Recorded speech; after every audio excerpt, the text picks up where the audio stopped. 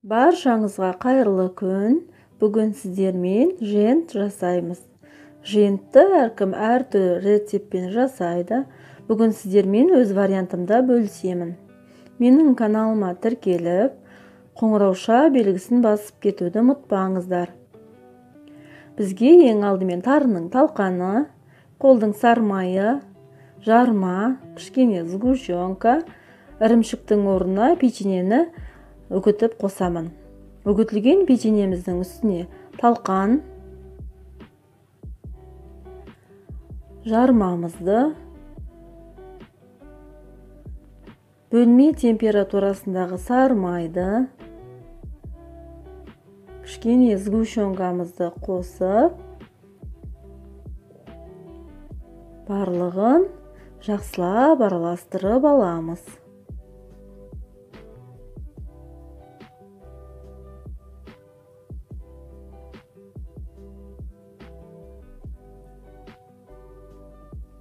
Барлығы бірігіп, жақсы болып шықты. Енді осылай ыдысымызға салып, жасай беруімізге болады.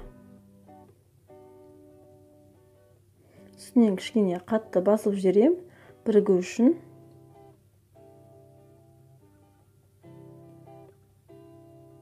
Енді 15 минутқа тоңазытқышқа салып аламын.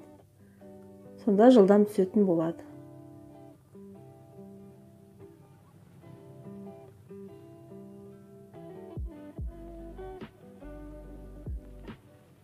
Қалған бөлігін осылай домалақтап жасадым.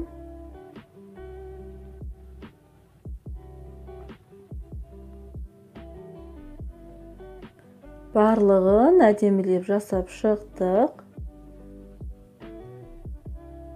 Енді жаңғақты үгітіп, домалақтаған түрін осыған аунатып алдым.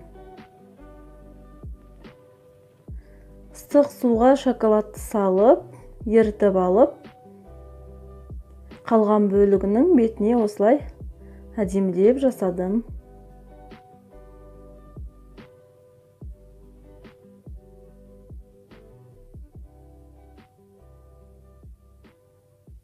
Енді үстіне әдемілік үшін осылай күнжіт сеуіп қойдым.